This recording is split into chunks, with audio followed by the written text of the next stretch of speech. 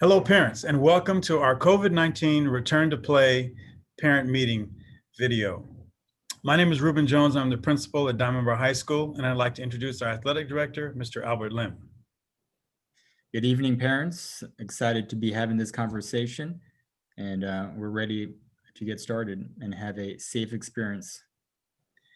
And also our head athletic trainer, Mr. Chase Paulson.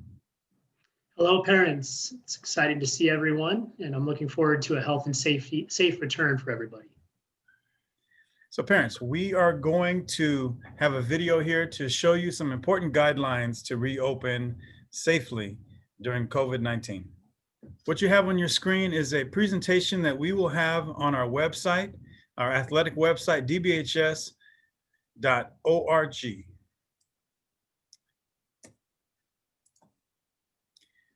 The first part of our presentation, we want to emphasize that we are working closely with all of the authorities that are giving us guidance for returning to athletics and activities. The National Federation of High School Sports has given guidelines for athletics. The Southern California Interscholastic Association has given us guidelines for athletics. Our public health department has given guidelines for schools. And of course, our state. The county that we live in, LA County, with 10 million people, all of these different authorities are governing what we have to do for athletics to return. And we're excited about being able to come together again to be on campus in small cohorts. Please note the reopening protocol for youth sports. That is also going to be on our website for you to review, to be aware of. The essentials. Workouts are completely voluntary. There is no pressure on any student athlete to come to these voluntary workouts. Specifically, there's no impact on grades, on tryouts, on playing time when the season does begin, or their status on the team. Our goal here is that there will be no harm to any student athlete in this involvement when we're working out. No harm emotionally or physically to their experience in sports. This is really important to us because when we come back, we want to be able to be conditioned. We're concerned about injuries, and that's why we want to come back as soon as we can in small cohorts to be able to be together as a team. The last point here on this slide is the most important. Communication and collaboration. We have got to work together. The importance of all these details and how we communicate with each other, from a parent to the coach, to the athletic director, to the athletic director, to the administration, and all of that with Mr. Paulson, keeping us all healthy and safe, is so vital. We appreciate your communication and collaboration at this time. A quick timeline to review. We hope to begin having small cohorts on campus next Monday, October 26th. This is a small cohort approach. What that means is that in an individual team, the head coach or the adult that's with those students can bring a small cohort of no more than 12 students back at a time. And that coach works with that small cohort the entire time that they are together. As more cohorts are available, we will bring more students back onto campus. To do that, there are numerous authorization forms. The forms that the school has to fill out. There are forms that each team has to fill out. The head coach is responsible for that. And there are forms that parents have to fill out. So in each of these areas, we all have to be on the same page in order to come back to be on campus for athletics. December 14th through the 18th is when our fall sports seasons begin. That's the first calendar week for the CIF. But we want to emphasize here that though CIF is saying we can come back and that's when the season begins, this is all pending our LA County Public Health Department's guidelines and overall approval to be back on campus. Some detailed guidelines from the LA County that we want to emphasize here are, first, that it's 12 students max, 2 adults max. So a total of 14 individuals. You can have 1 coach, but 12 students max with 1 adult is a minimum for a cohort. Everybody must be at least 6 feet apart at all times. Everyone wears a mask at all times. The exception to not having to wear a mask is during heavy exertion on the field or when the student athletes are working out. And that 8-foot distance must be maintained, and then student athletes do not have to wear a mask during that time only. Any other time, the student athlete must have a mask on. All activities are going to take place outside. And the last point there's a health screening that every parent needs to do for their student athlete every morning before coming to school. That health screening, again, must be done by the parent, and it is required in order to participate on campus. Thank you. So one of the vital steps for your child to be able to participate in athletics is to go through the athletic clearance process, and the detailed information could be found on the athletic homepage at dbhssports.org. Next slide, please. And so just a recap of the steps is visit the website to get the detailed information. You have to complete with your child the athletic clearance page that account you have with athletic clearance. And there are documents that must be uploaded, which is the completed, dated, and signed physical examination form, a picture of your insurance card, a PDF of your 3-page district waiver, and the COVID waiver in PDF form. Next slide. So just want to go over the overview of the student athlete check-in when they arrive on campus. Next slide, please. So just like Dr. Jones stated, parents, before your child comes on a campus, please make sure to have filled out the health screen for your child, preferably in the morning before the school day starts. And number 2, the student athlete arrives at their designated entry and exit point and must check in using their student ID. And more detail will be covered when your head coaches presents their team presentations with you. And number 3 is once they arrive in their entry exit location and they are checked in with a coach, the coach will just confirm and make sure that the health screen was completed and your child is symptoms free. Next slide. So just some basic details of what the health screen form covers is just make sure parent, this is where we need your help. This is where collaboration is important. Just making sure you complete the health screen for your child and just making sure you're as accurate as possible in terms of being able to describe if there are signs, symptoms, and if they're not. And so that the big part of this is just communication so that the coaches could communicate with you and with us as well in terms of do we need to take any type of action if there are symptoms, etc. Next slide, please. So parents, so like I mentioned, for each team sport, they will have their designated parking, drop off, where to enter and exit the campus based on your sport. And just making sure you have your child socially distanced as they check in and come onto campus. And once again, health screen for your child must be completed. And then the designated pod coach will check in each student individually as they come in. Next slide. So just kind of a brief overview of how the campus looks like. So all activities will be taking place outdoors, and there will be designated areas for you to drop your child off, or if your child drives, parking areas and entry points to the facilities that they will be using, which will be covered more in detail in your team meeting with your head coach. Next slide. So just some parent reminders. This is where we need your help. Parents, you must remain in your cars at all time. No parents could spectate or watch in the stands, just so that we could ensure that we're following the LA County guidelines. And just make sure your child is dropped off and picked up immediately before and after the training time is included. So there isn't any holdup for the next pod to come in at their designated times.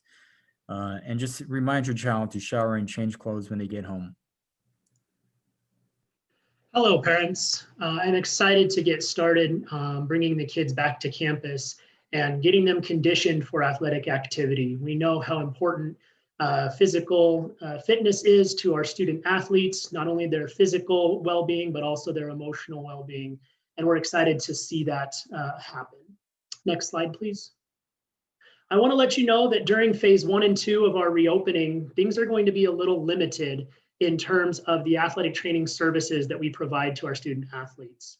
I'll be on campus every day, Monday through Friday, from the time school ends at the end of tutorial until about the last scheduled practice or conditioning session around 7:30 p.m. At this time, since we are outdoors only, I will be setting up a medical station in the center of campus around the athletic venues down in the downtown Diamond Bar area known as the Portables, just south of the pool. And this is where students can come if they have a question or an injury, and they need to have some guidance or some treatment. You can see on the screen here that there's quite a bit of limitation, like I said, to what I'm able to do for our student athletes. At this point, there's not a lot of hands-on approach that will be happening. The orthopedic evaluations and rehabilitation plans that I can provide to student athletes will have to be done on their own at home. But I am available via email and through Zoom or Google Meet to meet with any of our injured student athletes to follow up while they are not on campus. The other thing I want to bring to attention is that we have some hydration requirements for students. And unfortunately, one of the big things is we will not be able to provide water for any of the student athletes on campus. I hope you understand that this is a health and safety guideline from the LA County Department of Public Health that we cannot have these shared watered sources. So we're asking for your help, parents, to provide your students with their own water bottle or water jug. And we're asking that students do not share their water bottle or jug with anybody at any time. We're recommending that the minimum requirement that the water bottle or jug should hold is 64 ounces or a half gallon of water, which should get the student athletes through their 90-minute to 2-hour training session without having to refill. Now, if a student athlete runs out of water or is forgetful and doesn't bring their water jug for the day, we will have a plan in place to ensure that nobody goes without water during a training session and that we are not sharing water stations or water at any time. Next slide, please. Just want to remind everybody about what to do if a student athlete is exposed or potentially starts to display symptoms of COVID-19. So as we all know, symptoms don't appear immediately. It takes a few days after exposure for symptoms to start to appear.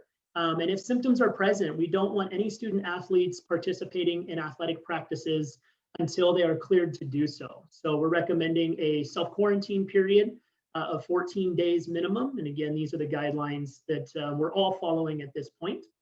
But a little bit extra on top of that is we are requiring that any person who displays symptoms be cleared by a physician prior to returning to participation. And that is just to keep the student athlete healthy and safe, the coaches healthy and safe, and the rest of their cohort or pod healthy and safe. Next slide, please. So just to recap, if a student athlete has an exposure before training, let's say over the weekend, they think they were exposed to the virus from a family member or a friend, we want them to notify their coach and myself, the athletic trainer, immediately. You could do so via email. And they're not allowed to come onto campus if they think they have been exposed and should self-quarantine for 14 days. If they appear on campus for training and sometime during the training session, they start to exhibit symptoms, they don't feel well, evidently they should, again, contact their coach and myself, and we will be sending them home immediately. So you'll get a phone call to come pick them up, so that way they can begin, again, that self-quarantine period. Now, worst case scenario, one of our student athletes tests positive for COVID-19. There are a couple more steps that we need to go through. Besides the self-quarantine process, they should be following their physician's guidelines at all time through the process. And once they are cleared by their physician using the Walnut Valley COVID-19 clearance form, they will have to complete a minimum of 7-day return to play protocol. One of the things that we're finding with the evidence of the science and research is that younger student athletes are more likely to have a larger setback when trying to return to physical activity sooner than an adult would. The lungs, again, are smaller compared to the body size. The hearts are not in the right shape compared to an adult or a professional athlete. And so we are seeing that the minimum of 7 days is to ensure that their heart and lungs can adequately return back to conditioning prior to any contests or practices. Next slide, please. Okay, thank you very much, Mr. Paulson, for those details about bringing your athletes back safely. So the next steps that we have moving forward, first of all, we want to emphasize communication, the importance of working closely with your head coach and communicating with them, not only how your student athlete is feeling, but just questions that you have. Secondly, is have your child communicate with their head coach as well. That communication between the student athlete and their head coach is going to be vital, especially in the small cohort. The cohorts of students working with their individual head coach or the other adult that's with their cohort is going to be vital. We have a parent information form that needs to be filled out. And this is a return to play parent acknowledgement. We're going to have this form placed on our website as well for you to click on the Google form to verify that you did indeed watch this video.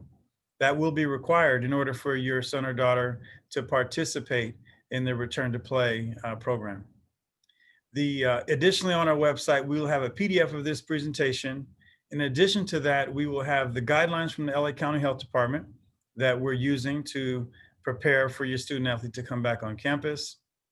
And all of these resources will be available for you on the Diamond Bar High School athletic webpage, which is dbhssports.org. Once again, that's dbhssports.org. Parents, I want to say thank you again for your attention. Thank you for your support and your collaboration. I want to bring back our athletic trainer, Mr. Chase Paulson, to share a few last words. Parents, thank you so much for your support. And if there's anything that you need from me, do not hesitate to reach out over email. I look forward to a health and safe return for all our student athletes. And our head athletic director, Mr. Albert Lim. I just want to thank all you parents out there for all the work that you do in supporting your child, and just stress the importance of collaboration and just working together as a team to make sure that we make this happen for the well-being of our kids. Thank you, Mr. Lim, and thank you, Mr. Paulson. Parents, we miss you. We miss your kids. We are so excited to be able to bring back small cohorts for athletics to condition. Again, this is just conditioning, no competition just yet. So we look forward to seeing you on campus, and go Brahmas.